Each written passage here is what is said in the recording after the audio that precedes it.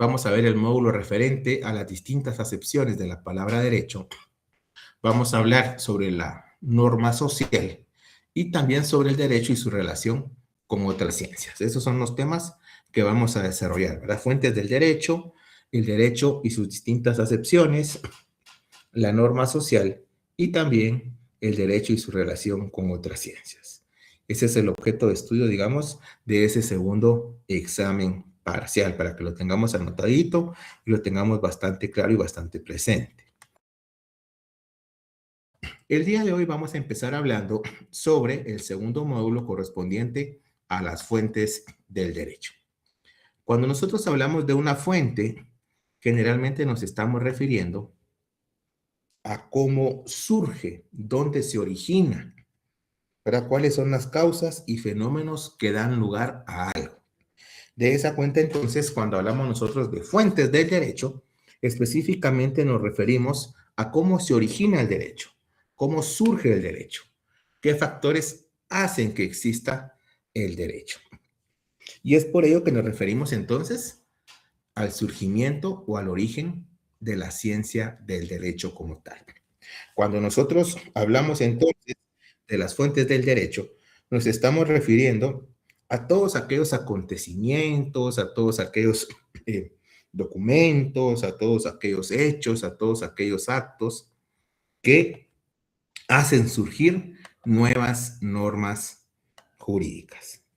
O en su caso, reformas a las normas jurídicas ya existentes, ¿verdad? Es por ello entonces, si quisieran anotar, fuentes del derecho podemos definirlo como los distintos procesos materiales y formales,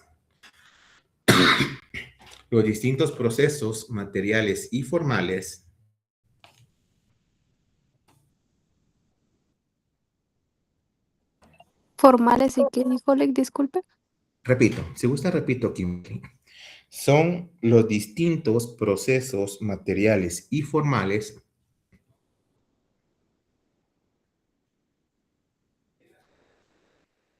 para la creación, formulación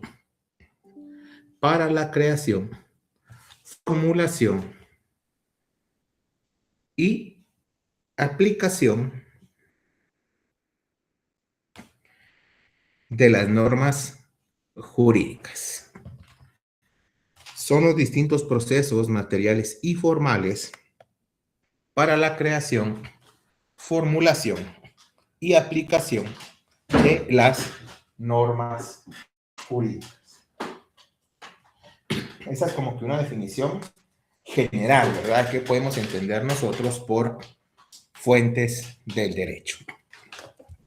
Ya vamos a ver más adelante cuando nos refiramos a cada una de las clasificaciones, por qué nos referimos a procesos materiales y a procesos formales hoy.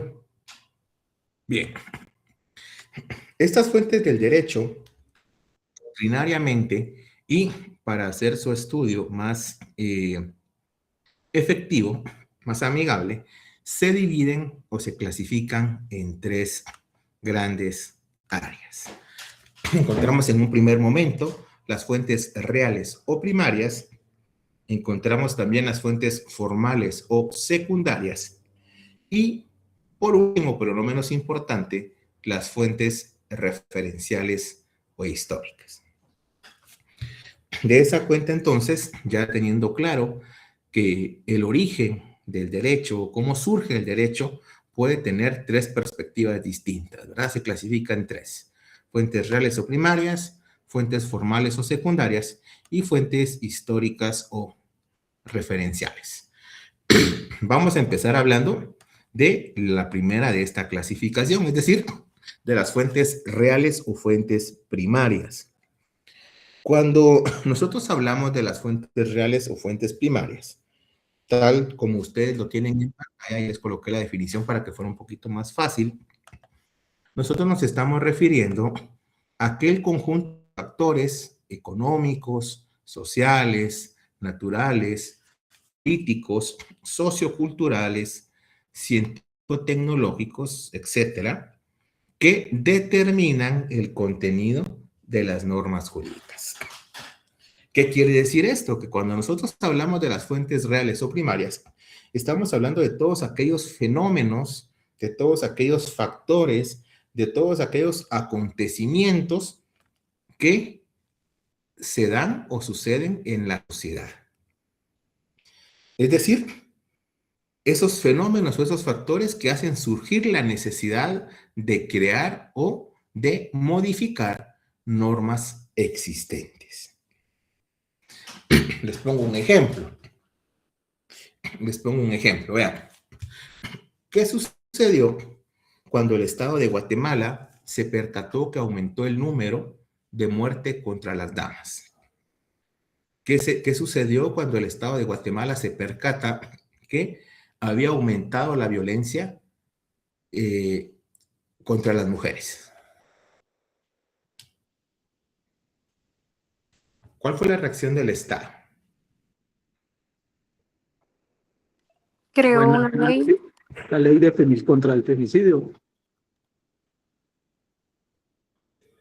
Creó exactamente una ley, ¿verdad? Es decir, esa serie de factores, esos elementos, esos fenómenos, hicieron surgir la necesidad de crear una nueva norma, ¿verdad? Una nueva norma. De esa cuenta, entonces, estamos hablando acá de las fuentes reales o fuentes primarias, ¿verdad? Todo acontecimiento, todo elemento, todo factor, sin importar su naturaleza, que provoque crear nuevas normas. Estas fuentes reales o primarias, las podemos clasificar en dos: por los factores o elementos que la determinan, y segundo, por la forma de su aparecimiento. Es decir, cómo se van produciendo o provocando, cómo van surgiendo. Cuando nos referimos a la primera clasificación, hablando de las reales o primarias por los factores o elementos que lo determinan, solo vamos a cambiar la diapositiva para que sea más fácil. Encontramos distintos factores, como es el caso de los factores económicos, ¿verdad? Por ejemplo, cuando nosotros hablamos de factores económicos, nos estamos refiriendo a la satisfacción de necesidades materiales de las personas en sociedad. Es decir, a ese proceso de producción, distribución, intercambio y consumo de bienes y servicios. Tal cual como ustedes lo han estudiado en economía, ¿verdad? En ese proceso de producción, distribución, intercambio y consumo de bienes y servicios, regularmente pues surgen conflictos, surgen controversias, y de esa cuenta amerita que esas controversias o esos conflictos sean regulados, sean normados. Vean, por ejemplo, cuando nosotros hablamos de un factor económico que da lugar al aparecimiento de nuevas normas, podemos citar la competencia entre empresas, ¿verdad?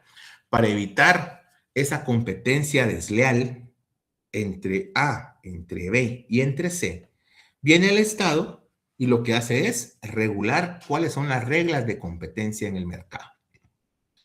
Pero obviamente hubieron factores económicos que dieron lugar y alertaron que era necesario crear nuevas normas, porque hubieron empresas que actuaban de forma ilegítima. Habían empresas que actuaban de forma desleal respecto a sus competidores.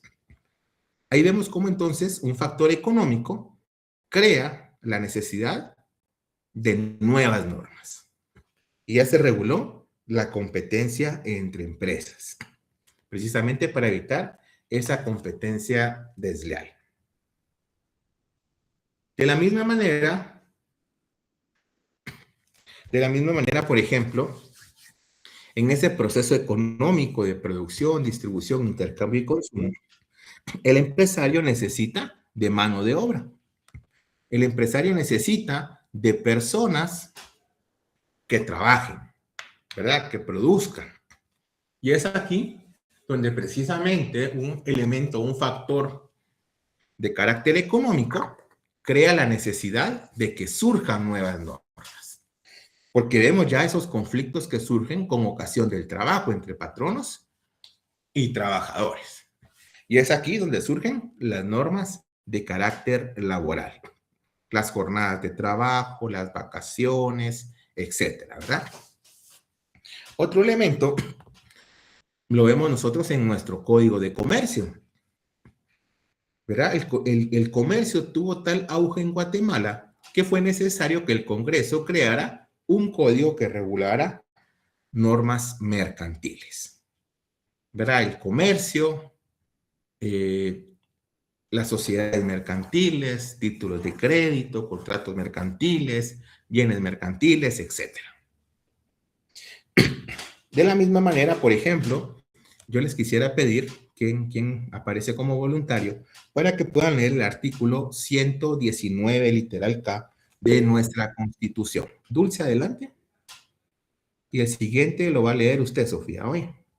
En 119, diagonal K, dijo, ¿verdad, Sí, Lick? literal K. Permítame solo. Y luego Sofía va a leer 119, literal I y literal H. De acuerdo. Artículo 119, obligaciones del Estado. En literal K, proteger la formación de capital, el ahorro y la inversión. Ahí estamos viendo, gracias Dulce, cómo el Estado creó una norma para fomentar el capital, el ahorro y la inversión. Y eso trajo consigo, por ejemplo, la ley de cooperativas, la ley de bancos y grupos financieros, etcétera, ¿verdad? Sofía, adelante. Gracias. Me dijo literal I y literal H, ¿correcto? Las dos, sí, correcto. Muy bien. Literal H. Impedir el funcionamiento de prácticas excesivas que conduzcan a la concentración de bienes y medios de producción en detrimento de la colectividad. Literal I. La defensa de consumidores y usuarios en cuanto a la preservación de la calidad de los productos de consumo interno y de exportación para garantizar su salud, seguridad y legítimos intereses económicos. Pero yo creo que casi no se escuchó. Lo vamos a repetir, vean. Gracias, Sofía. Oye, muy amable. 119, literal I. La defensa de consumidores y usuarios en cuanto a la preservación de calidad de consumo interno. Ven ustedes cómo surge la ley de la DIACO, ¿verdad? Como, por ejemplo, producto de ese fenómeno económico surge la ley de la DIACO y como hoy, por ejemplo, el Ministerio Público ya está investigando 45 denuncias por especulación de precio en combustibles. En la literal K, pero en la literal H, que se refiere a impedir el funcionamiento de prácticas excesivas que conduzcan a la concentración de bienes y medios de producción. ¿Cómo se le llama eso?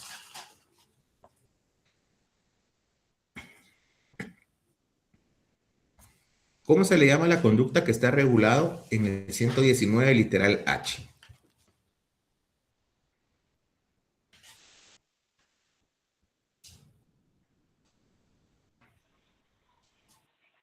¿Es comercio? No. ¿Cómo se llama cuando yo quiero acaparar toda la materia prima, la producción y el sistema de control de un producto? Es la concentración Sería- económica. Se llama monopolio, ¿verdad? Lo que hace el Estado acá es que precisamente crea normas con base en factores económicos que prohíben el monopolio. Entonces vemos cómo surgen normas jurídicas a consecuencia de factores o fenómenos económicos. Pero también pueden surgir normas a consecuencia de factores naturales, ¿verdad? Ustedes bien saben que a lo largo de toda la historia de la humanidad, en términos generales, las fuerzas de la naturaleza y sus fenómenos siempre han provocado el surgimiento de normas jurídicas. Vean, ¿qué pasa cuando un agricultor meses y meses cuidando y tratando su cosecha? Viene una tormenta en invierno y arrasa con la cosecha. El agricultor lo pierde todo. Es en casos como estos que hicieron surgir a nivel mundial la norma jurídica que regula los seguros, ¿verdad? Ya de esa cuenta el agricultor puede asegurar su cosecha y en caso de que suceda algún huracán, alguna tormenta y arrase con la misma, él no pierde la inversión en la cosecha. Lo mismo sucede, por ejemplo, con un terremoto. Ustedes recordarán hace muchos años, en Guatemala hubo un terremoto en el departamento de San Marcos. Y eso hizo consigo pues que cayeran algunas casas, hubieron algunas personas soterradas que lamentablemente perdieron la vida. Pero en términos generales, los terremotos también dieron lugar al surgimiento de normas jurídicas. Y seguimos hablando de los seguros, el seguro de vida para las personas, el seguro de gastos médicos para las personas y también el seguro para inmuebles, ¿verdad? ¿Qué pasa si se destruye la casa o se cae el edificio? Si no lo tengo asegurado, pierdo su valor. Pero si lo tengo asegurado, no pierdo el valor. Cuando estas personas fallecieron, las personas que tenían seguro de vida, sus familiares tuvieron una compensación, ¿verdad? Que nunca va a sustituir la vida, pero tuvieron una compensación económica. Las que quedaron lastimadas tuvieron el pago de sus gastos médicos y medicinas. Entonces vemos como factores naturales, como una tormenta, como un huracán, como una ventisca, como un terremoto, dan lugar al surgimiento de normas jurídicas, como es el caso del seguro. Y en el caso, por ejemplo, de las personas que quedaron soterradas y fallecieron de forma lamentable, también da lugar a otro tipo de normas jurídicas, que es lo que nosotros conocemos hoy en día en el derecho civil como el derecho sucesorio, ¿verdad? Ese derecho que tienen los familiares a entrar en posesión de bienes, derechos y obligaciones de los que fallecieron. Ahí hablamos de testamento, hablamos de intestados, hablamos de legados, etcétera, ¿verdad? Pero es un ejemplo de cómo esas normas, esos factores naturales dan lugar al surgimiento de nuevas normas. En los factores políticos, siempre pues la lucha por alcanzar el poder, por mantenerse en el poder, siempre ha producido, digamos, una serie de conflictos, ¿verdad? Entre las personas. De esa cuenta, nos percatamos que es importante que existan normas jurídicas que regulen el acceso al poder, regulen las formas de primero, pues, de quienes pueden acceder al poder, de qué requisitos deben cumplir, y luego también regulen aquellas normas de conducta que deben observar cuando ya se encuentren en el poder. Vemos que hoy en día, por ejemplo, en nuestra Constitución tenemos la mayor expresión. Si ustedes toman su Constitución y leen el nombre de este cuerpo normativo, se llama Constitución Política de la República de Guatemala. Vemos cómo entonces factores políticos dan lugar al surgimiento de normas jurídicas, ¿verdad?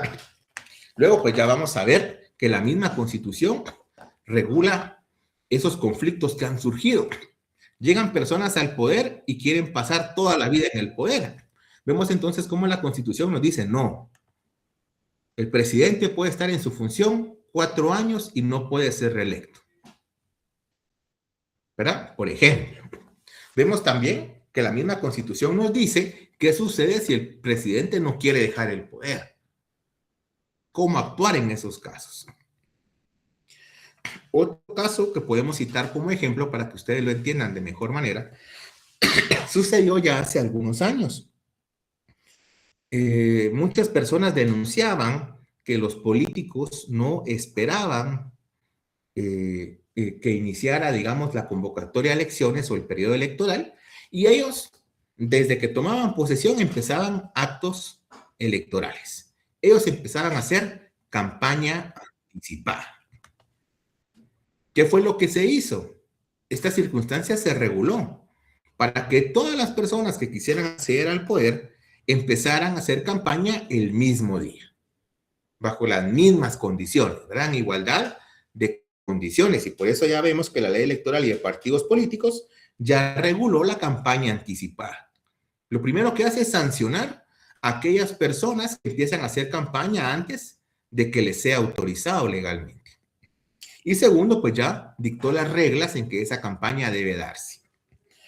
Lo mismo se dio, por ejemplo, cuando se percató el Estado de que en las campañas electorales estas eran financiadas con dinero de crimen organizado, con dinero de dudosa procedencia o procedencia no explicable. ¿Qué fue lo que hizo el Estado? Creó una norma jurídica que regulaba el tipo penal o el delito de financiamiento ilícito electoral.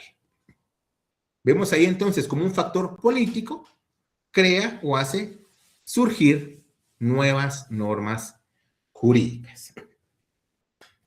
¿Vamos bien hasta acá? ¿Alguien tiene alguna duda o alguna pregunta?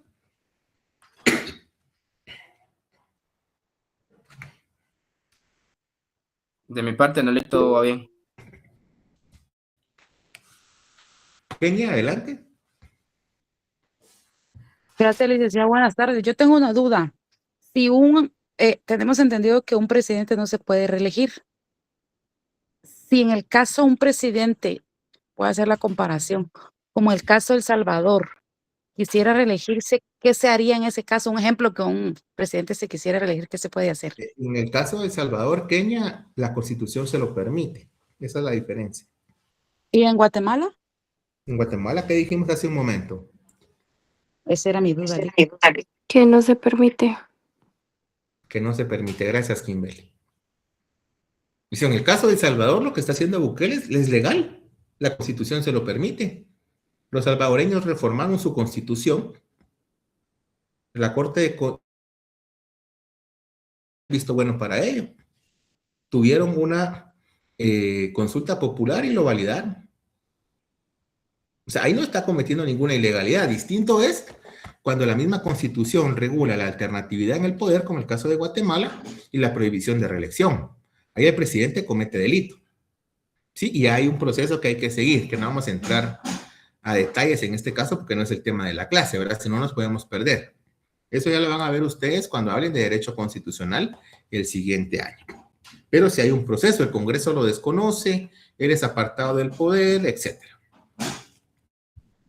Bien, cuando hablamos de fenómenos socioculturales, tenemos que tener presente que hacemos alusión a factores como la educación, a factores como el deporte, la cultura, la libertad de culto, a un medio ambiente saludable y sostenible que generan la producción de normas jurídicas, ¿verdad?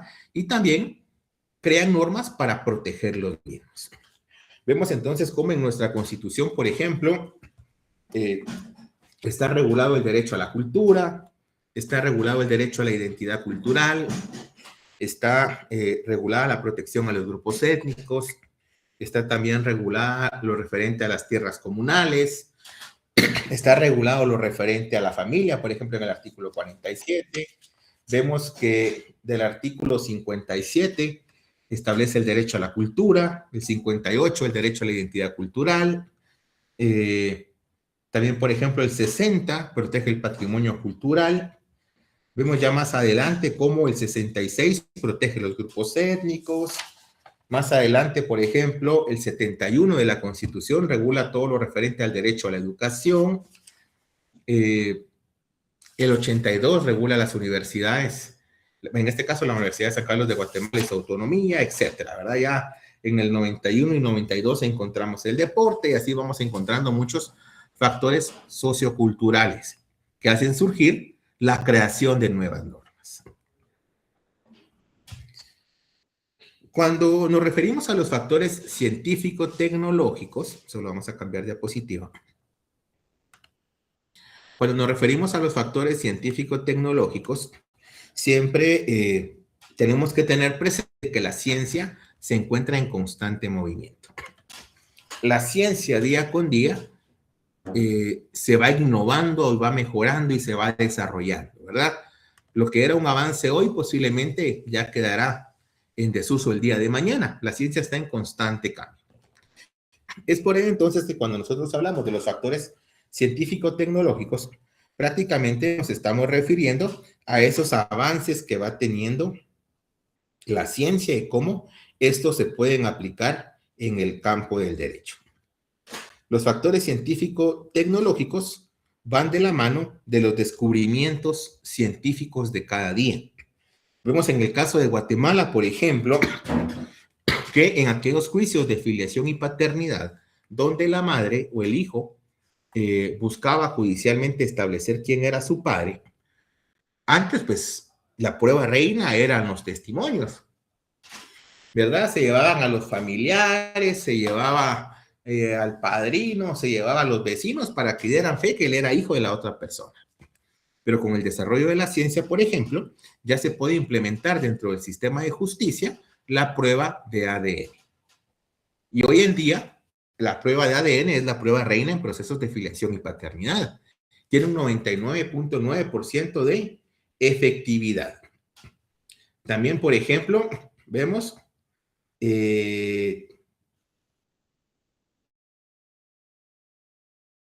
cómo en el caso de Guatemala ya contamos con escuchas telefónicas, con interceptaciones telefónicas en la ley contra la delincuencia organizada.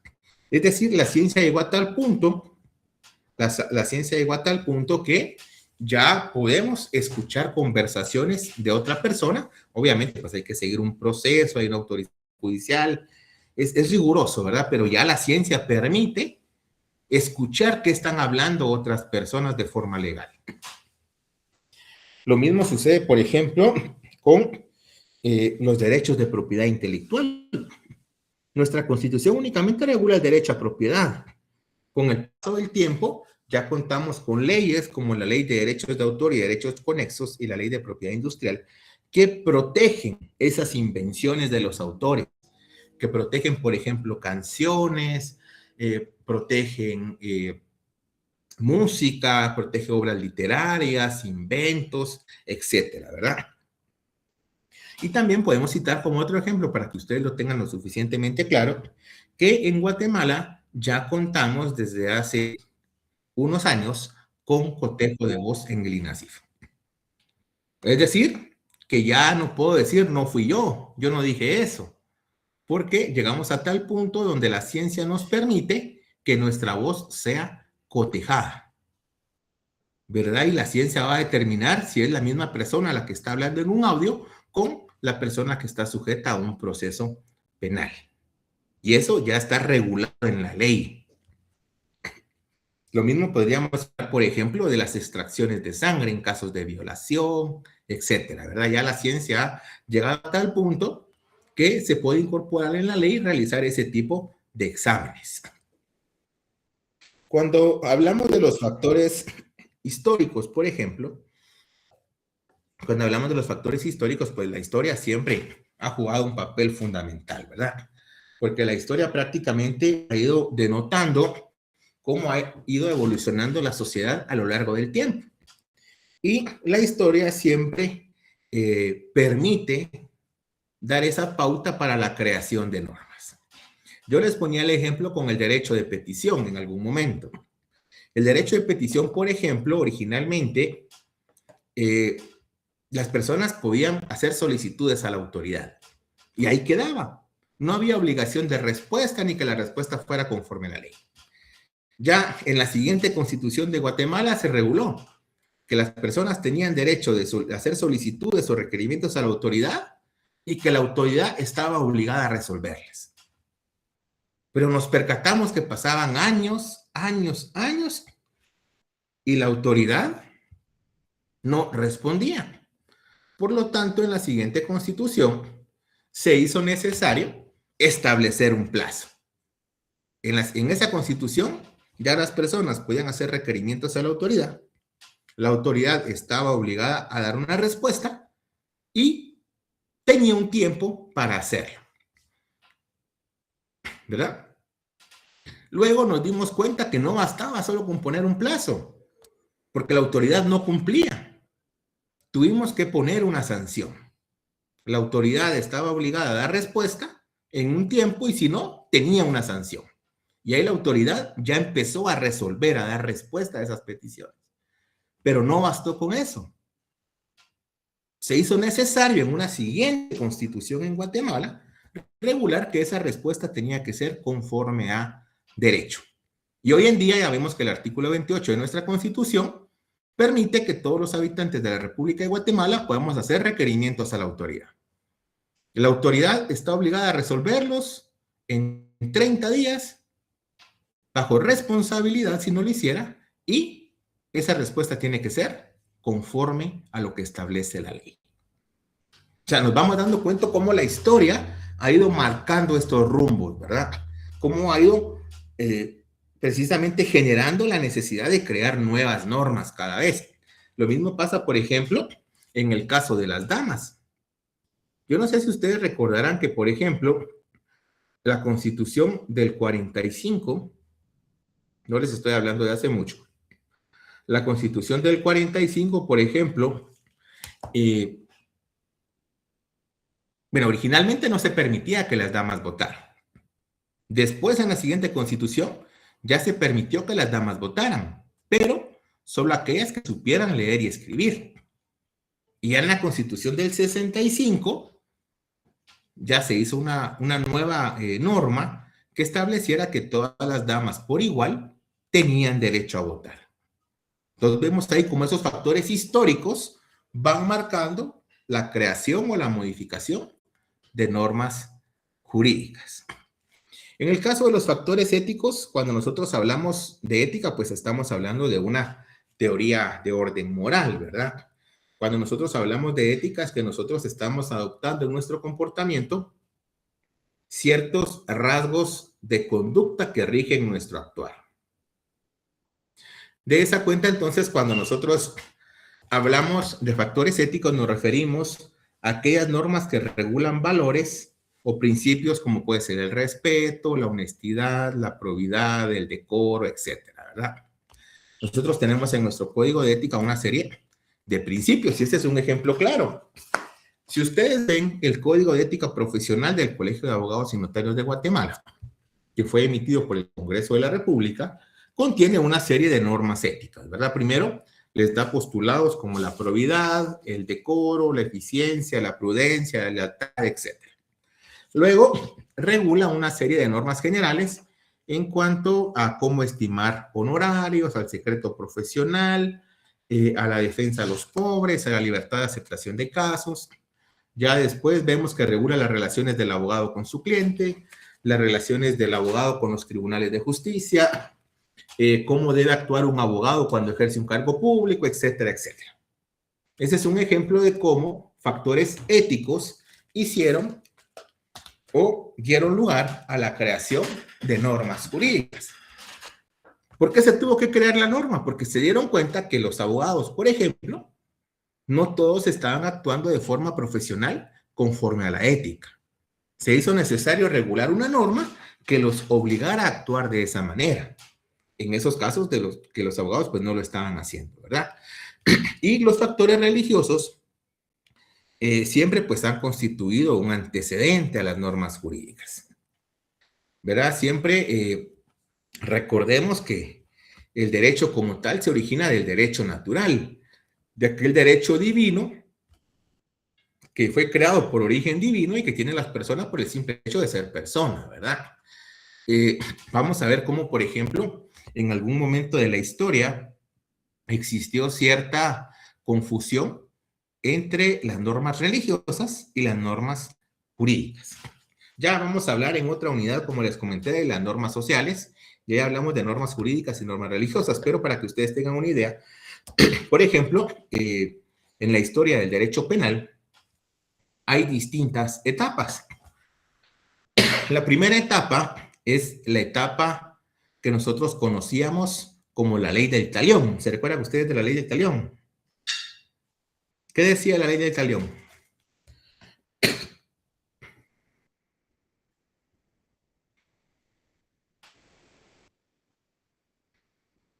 ¿Qué decía la ley del talión?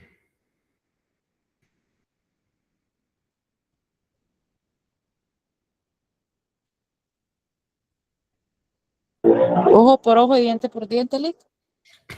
Ojo por ojo, diente por diente, ¿verdad, Kenia? La ley del talión decía que si usted me cortaba un brazo, yo tenía derecho a cortarle un brazo. En pocas palabras, eso era justicia. Más adelante pasamos a la segunda etapa. La segunda etapa establecía la autocomposición. Usted me cortaba un brazo, yo tenía derecho a que usted me compensara económicamente por haberme cortado el brazo. Es la etapa de la autocomposición. Luego de ello, entramos a la etapa de la venganza divina. La primera es la etapa de la venganza privada, ¿va? Ojo por ojo, diente por diente. La segunda es la etapa de la autocomposición. Usted me genera un daño y después me tiene que retribuir económicamente para que estemos en paz y haya justicia. La tercera etapa es la etapa de la venganza divina. Aquí vemos cómo los dogmas religiosos y los dogmas jurídicos se mezclan, porque los encargados de administrar justicia eran los mismos sacerdotes. Entonces vamos a ver cómo, por ejemplo, dogmas como los mandamientos se mezclan con normas jurídicas. De ahí costaba un poquito separarlo. Un mandamiento dice no matarás, pero también existía una ley que castigaba si usted mataba, si usted quitaba la vida. Entonces vemos cómo esos factores religiosos también en su momento han dado lugar a la creación y al surgimiento de normas jurídicas. ¿Vamos bien hasta acá? ¿Hay alguna duda o alguna pregunta? De mi parte, todo bien, licenciado, gracias. ¿Está quedando claro con los ejemplos? Todo bien, gracias.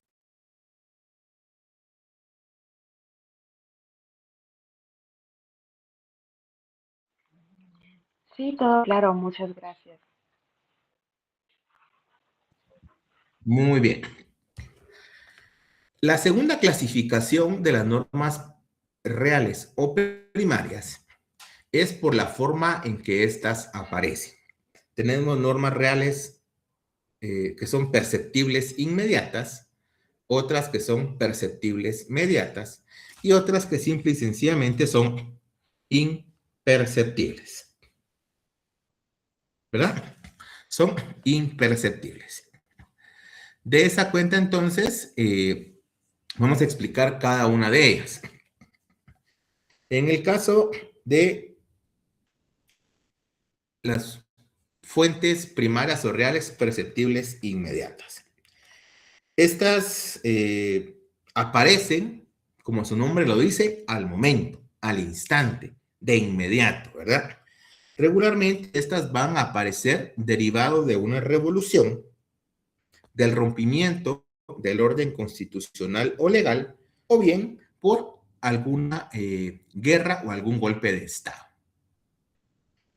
Es decir, las normas perceptibles, las fuentes reales perceptibles inmediatas, suceden en el momento. Es porque se rompió el orden constitucional, ¿verdad?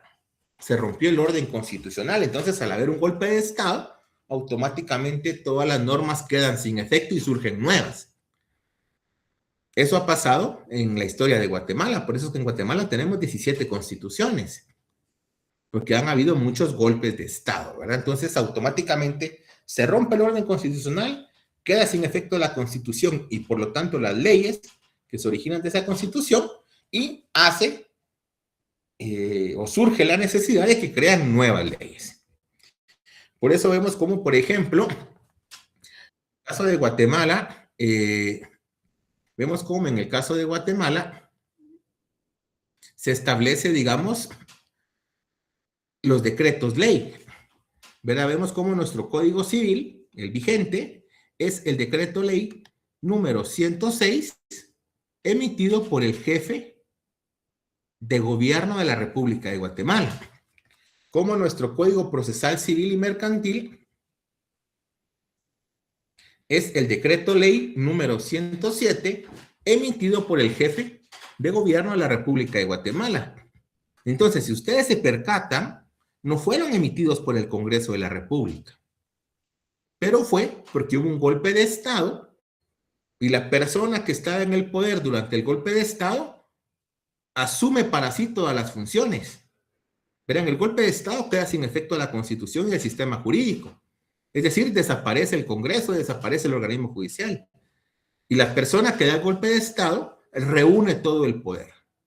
Por eso es que el jefe de Estado puede emitir, en esos casos, leyes. Y ese es un ejemplo claro, los decretos ley, ¿verdad?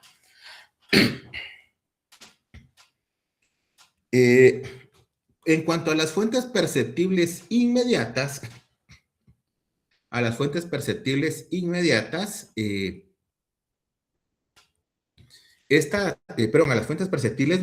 estas no aparecen de inmediato, no aparecen al instante. Nosotros vemos en este caso que estas fuentes son producto de los fenómenos naturales o avances tecnológicos, o bien aquellos acontecimientos o fenómenos sociales que no hacen aparecer de inmediato las normas jurídicas, pero a la medida en que se van desarrollando, son objeto de observación y regulación. Es decir, aquí van apareciendo poco a poco, ¿verdad? Nos damos cuenta, pero no es de golpe, no es de inmediato. Esto pasó, por ejemplo, con el tema del robo de celulares. Si ustedes se dieron cuenta, tenían años de estar robando celulares. Años de estar robando celulares. El Estado se da cuenta con el paso del tiempo, no fue algo de golpe, ¿verdad? De choque, de inmediato. ¿Qué hace el Estado? Crea una ley que obliga a las empresas de telefonía a desactivar los teléfonos. Lo mismo sucede, por ejemplo, cuando el Estado se percata de que la mayoría de actos criminales son organizados y orquestados desde los centros de detención, desde los centros de prisión.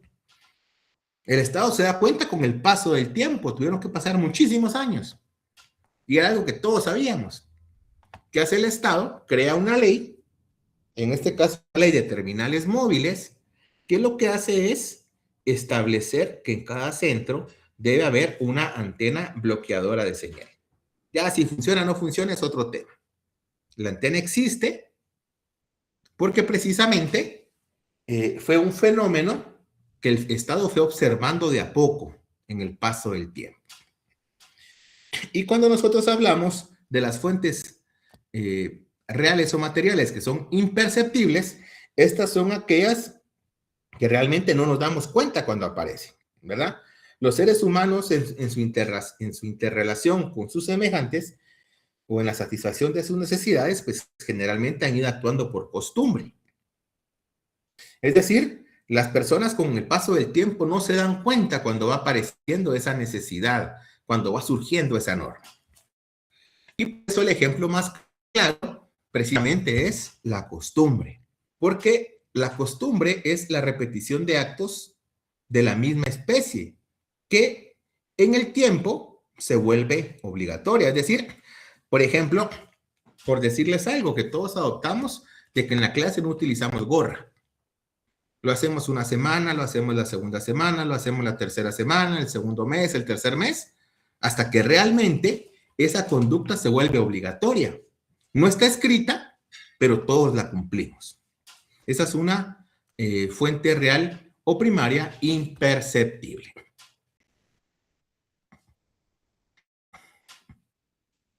¿Vamos bien hasta acá? Sí, Lick, todo bien. Sí, Lick.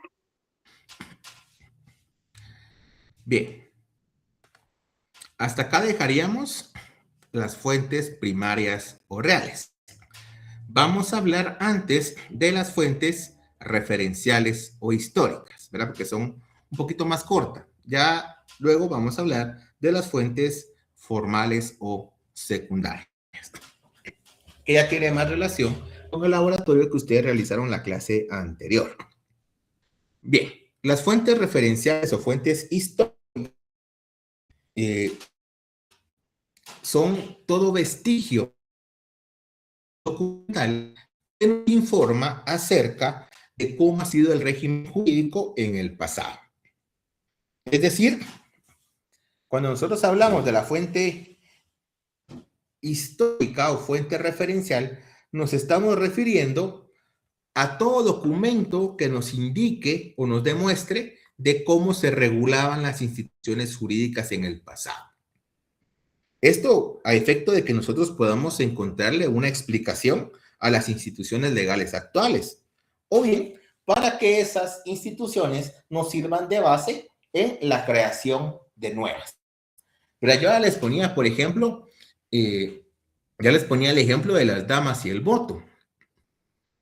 Originalmente no se les permitía votar, después se les permitía votar solo a las que sabían leer y escribir, y de último ya se les permitió votar a todas. Es decir, si nosotros vamos estudiando esas constituciones, nosotros podemos entender de mejor manera cómo se reguló el derecho al voto para la dama y precisamente eso busca esa fuente referencial. Nos sirve, como su nombre lo dice, nos sirve de parámetro, nos sirve de punto de partida, nos sirve de referencia para la creación de nuevas normas. Si quieren anotar, cuando nosotros hablamos de fuentes históricas o fuentes referenciales, nos estamos refiriendo a todo acontecimiento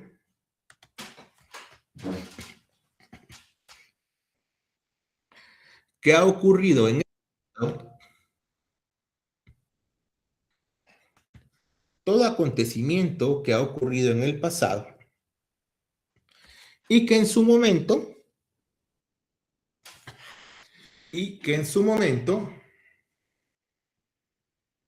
hicieron surgir la necesidad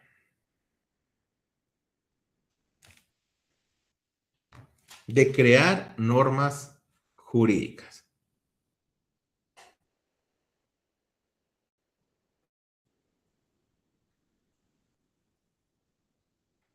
¿Vamos bien hasta acá? Sí, le-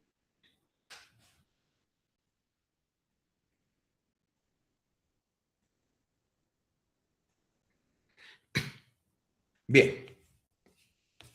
Estas normas o estas fuentes reales o históricas se clasifican para su estudio en dos: derecho comparado y documentos históricos.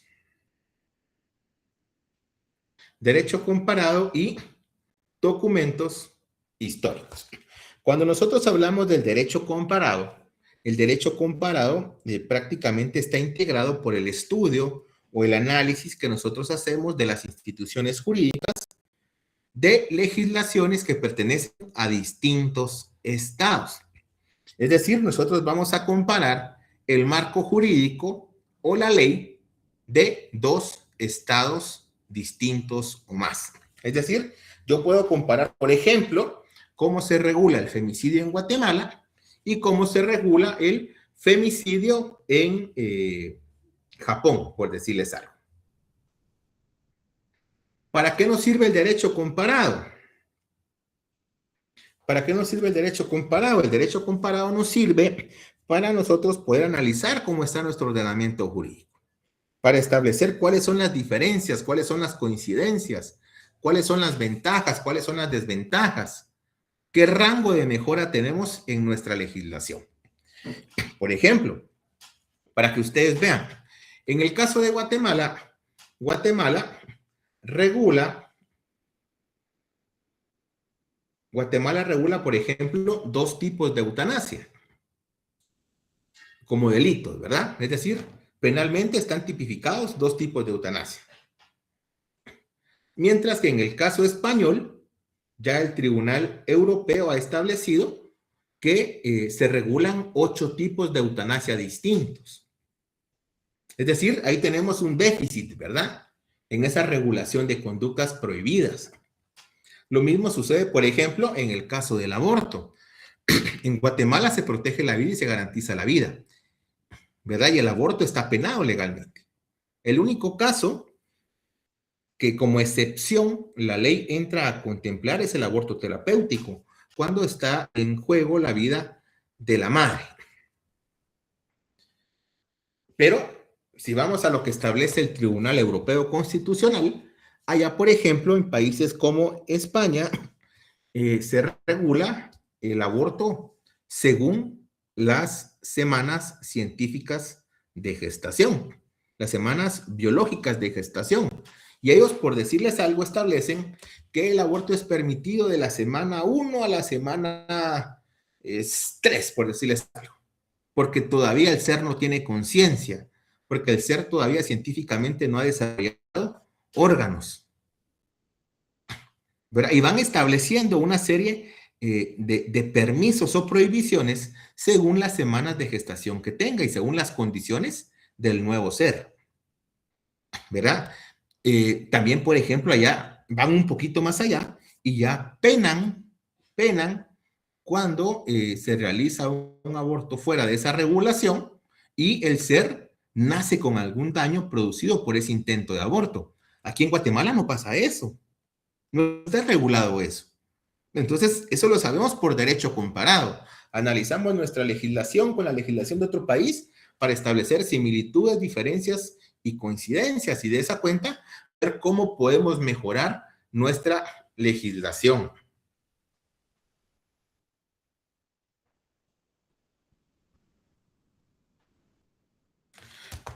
¿Verdad? ¿Vamos bien hasta acá?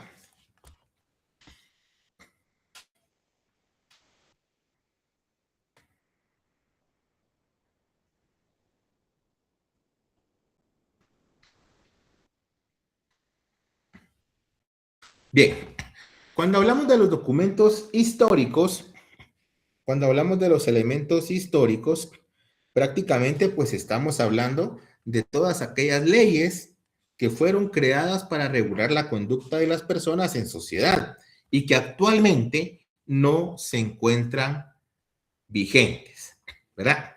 Que actualmente no se encuentran vigentes. Es decir, todas aquellas normas que han quedado derogadas por el paso del tiempo. Por ejemplo, las distintas constituciones que ya les mencioné. La vigente es la de 1985, pero la del 65, la del 45, etcétera, están derogadas. Pero sí nos sirven como una fuente, como un documento histórico. Lo mismo sucede, por ejemplo, con las reales cédulas españolas en época de la conquista, ¿verdad? En el periodo preindependiente y postindependiente. Lo mismo podemos hablar, por ejemplo, de la Constitución Federal de Centroamérica, cuando Centroamérica se encontraba unida. Lo mismo podría pasar con el famoso decreto 900, el que establecía la reforma agraria. Lo mismo, por ejemplo, con la Constitución de Bayona, que era la constitución que estaba vigente durante la conquista y después de la conquista, ¿verdad? Cuando el hermano de Napoleón vino a regir a América. Lo mismo podemos hablar de los registros parroquiales, las bulas papales, los códices mayas, etc. ¿Sí? Esos son los documentos históricos. Esos documentos históricos se pueden subclasificar. Se pueden subclasificar en dos áreas, ¿verdad? Las fuentes históricas primarias y las fuentes históricas secundarias. Las fuentes históricas primarias son aquellas fuentes que se dan cuando se tiene acceso a la información de forma directa. ¿Verdad? Nosotros accedemos directamente a la fuente. Y las fuentes históricas secundarias es cuando nosotros accedemos de forma indirecta. Alguien más nos lo cuenta. Pero en forma directa, yo tengo la Constitución del 65, la Constitución del 45, etcétera. Pero en forma indirecta, por ejemplo, que yo accediera a literatura jurídica y que dijera que el autor Jesús Elías, respecto a la Constitución del 65, establece tal cosa. En el primer caso, yo directamente percibo la fuente. En el segundo caso, alguien más me lo está contando y transmitiendo. ¿Vamos bien hasta acá? ¿Hay dudas o preguntas?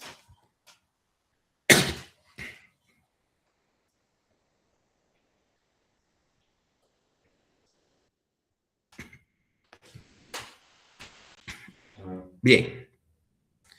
Eso es lo referente a las fuentes referenciales o históricas. Ya daríamos paso a hablar sobre las fuentes secundarias o fuentes formales, ¿verdad? Cuando nosotros hablamos de las fuentes formales o secundarias, nosotros nos estamos refiriendo específicamente a lo que es el proceso legislativo, a lo que es la ley, la jurisprudencia, la doctrina legal, la costumbre, el proceso contractual, o sea, contratos tanto a nivel nacional como a nivel internacional, o bien a los principios generales del derecho. Pero, ¿qué entendemos nosotros entonces por fuentes formales o por fuentes secundarias? Vean, cuando nosotros hablamos de las fuentes formales o fuentes secundarias, nos estamos refiriendo a fuentes que tienen un proceso previo regulado en la ley. De esa cuenta, nosotros podemos hacer referencia a todos aquellos procesos previamente establecidos en la ley para la creación de normas jurídicas. ¿Sí? Nos referimos, repito, a todo proceso previamente establecido en la ley para la creación de normas jurídicas. Es decir, que son aquellos procedimientos regulados en la Constitución y en las leyes de la República de Guatemala que regulan la creación de normas jurídicas de observancia obligatoria. Entiéndase que estas son el resultado de ese cumplimiento de la ley, ¿verdad? Tienen su origen en la misma ley. Es decir, son fuentes directas del ordenamiento jurídico guatemalteco. Nosotros podemos ver, por ejemplo, alguien tiene a la mano su ley del organismo judicial. Select. ¿Me harías favor de leer el artículo 2, si fueras tan amable? Claro que sí, Artículo 2. Fuentes del derecho, reformado por decreto 1193 del Congreso de la República. La ley es la fuente del ordenamiento jurídico, la jurisprudencia y la complementará. La costumbre regirá solo en defecto de la ley aplicable o por delegación de la ley, siempre que no sea contraria a la moral o al orden público y que resulte probada. Muchas gracias, Licoya, muy amable. Vean, si se dan cuenta entonces, dijimos originalmente que las fuentes formales o secundarias son aquel conjunto de procesos previamente establecidos, determinados y regulados en la ley para la creación de normas jurídicas. Aquí vemos cómo, por ejemplo, la ley del organismo judicial en su artículo 2, que regula las fuentes del derecho, establece que en primer lugar y por excelencia, la fuente es la ley. Luego dice, la jurisprudencia la complementará. Y luego se refiere a la costumbre. De esa cuenta, entonces, nosotros vamos a estudiar el proceso legislativo, que es el proceso de formación y sanción de ley. Vamos a estudiar la ley propiamente dicha, que es el resultado del proceso legislativo, la jurisprudencia, la doctrina, costumbre, contratos, principios generales del derecho y el derecho común.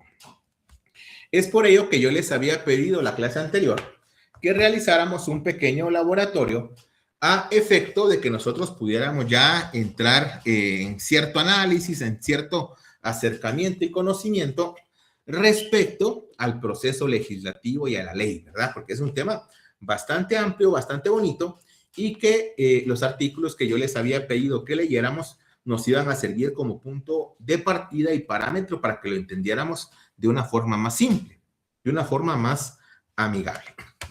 Lo primero que tengo que comentarles es que en la Constitución, a partir del artículo 157, ¿verdad? Hasta el artículo 181, se regula lo referente al organismo legislativo.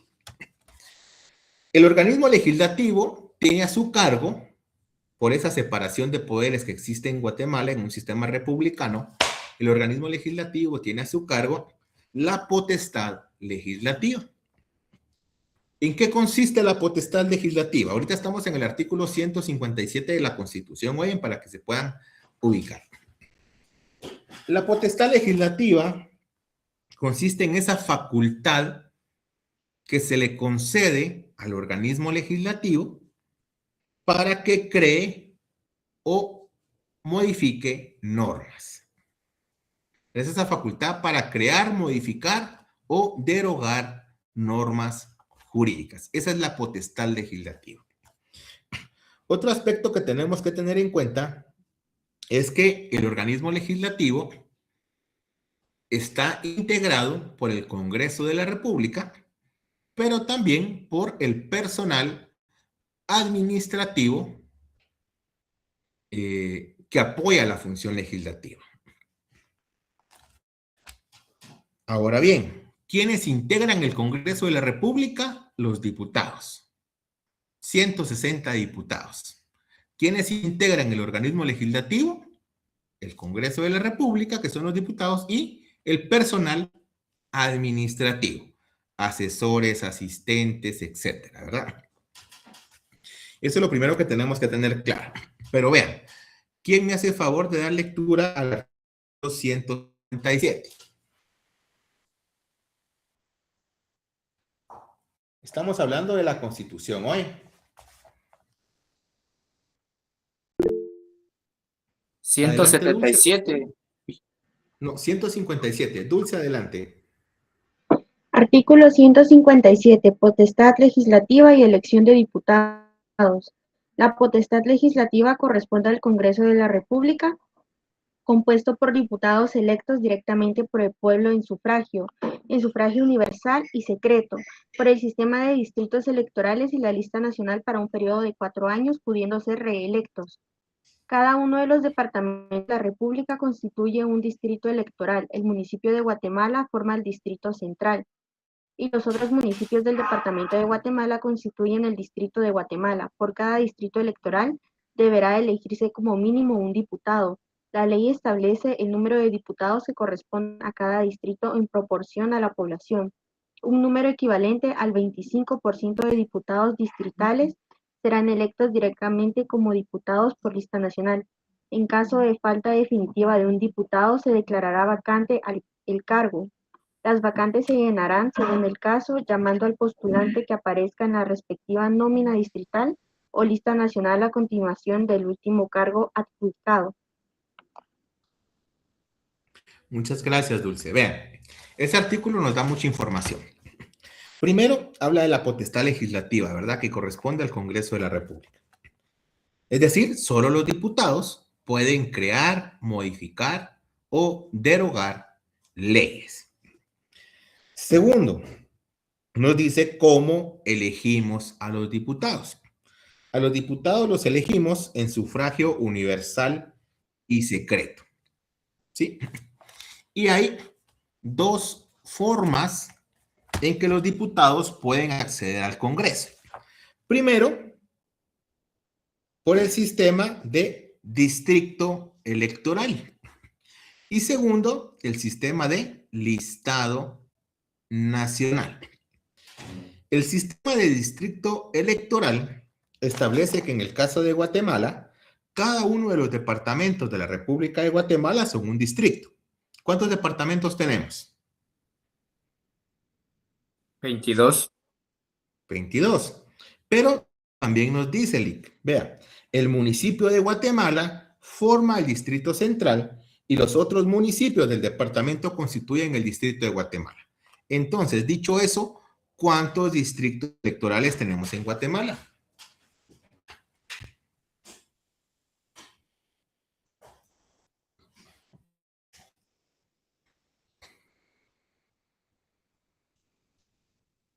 De la lectura que hicieron la clase pasada, lo que hablamos ahorita, ¿cuántos distritos electorales tenemos en Guatemala?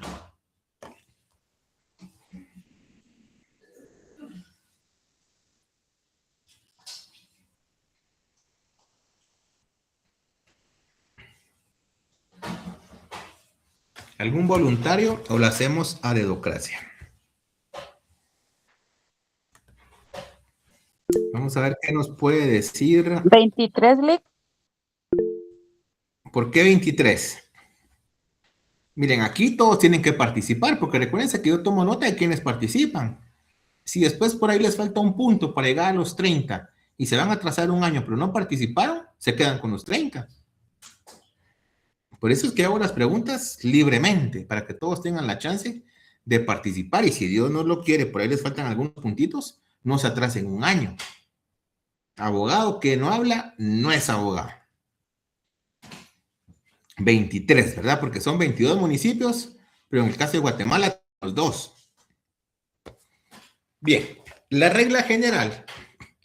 Ustedes me van a decir, pero mire, Lick, ¿y dónde se dice que son 160? La Constitución no lo dice. La ley electoral tampoco.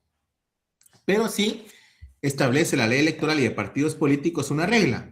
Por lo menos un diputado de cada distrito. Por lo menos, ese es el número mínimo. Pero establece que va a haber un diputado por cada 80,000 ciudadanos debidamente empadronados en el distrito. Esto quiere decir que si en su distrito hay 240,000 ciudadanos debidamente empadronados, ¿cuántos diputados van a haber en su distrito? 2. 3, ¿no? 3, ¿verdad? 3. Esa es la regla. Por eso es que el número de diputados era 158 y hace unos años cambió a 160, porque el Departamento del Progreso tuvo un diputado más por distrito electoral. Llegó a otros 80,000, digamos. Y por lo tanto se añadió también uno al listado nacional. Ahora bien, el segundo sistema es el sistema del listado nacional. El listado nacional establece que el 25% de diputados va a ser electo por listado nacional. Yo les pregunto, ¿cuántos diputados tenemos por distrito electoral y cuántos tenemos por lista nacional?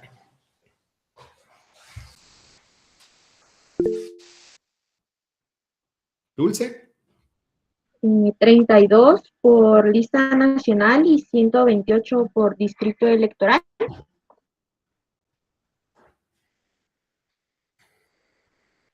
¿Será así?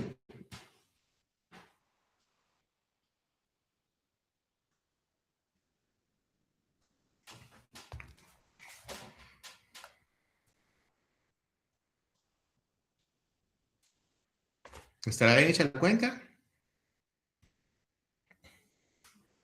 Sí, ¿verdad? Porque dice, no dice un 25% del total, dice un 25%, el equivalente a un 25% del total de distritos electorales. Y si de distritos electorales tenemos 28, el 25% son 32. Y si ahora sumamos 128 más 32 nos da 160 diputados. Bien. El artículo 158 establece las sesiones del Congreso. Pero en eso lo podemos ver la siguiente clase, porque también es un poquito más extenso. La siguiente clase vamos a explicar las sesiones en el Congreso, vamos a explicar las mayorías para la toma de decisiones en el Congreso, cuáles son las mayorías y en qué casos. También vamos a explicar un poquito las prerrogativas de los diputados y ya vamos a entrar a ver lo que es el proceso legislativo. Por favor, el siguiente martes es obligatorio que usted estudie y lea del artículo 174 al artículo 181 de la Constitución. El proceso de formación y sanción de ley que nosotros vamos a estudiar es el regulado en la Constitución. Ese proceso regulado en la Constitución se encuentra desarrollado en la Ley Orgánica del Organismo Legislativo. La diferencia es que en la Constitución está como condensado en 10 pasos, mientras que en la ley orgánica del organismo legislativo, son más de 39 pasos. Entonces, vamos a verlo según la Constitución, porque ya sería, digamos, en una maestría donde tendríamos que hablar de derecho parlamentario y proceso de formación de ley. Entonces, vamos a verlo conforme a lo regula nuestro texto constitucional para no complicarnos. Oye, eso quiere decir que usted en su laboratorio tuvo que haber puesto 10 etapas. Cuando yo les dije diagramar o esquematizar, es que ustedes prácticamente de forma gráfica colocaran ese proceso. Un proceso es una serie de etapas reiteradas y concatenadas que nos llevan a alcanzar un fin. ¿Sí? Es como cuando usted hace un pastel. Etapa 1, compro los ingredientes y tengo la receta. Etapa 2, parto los huevos y los echo en el recipiente.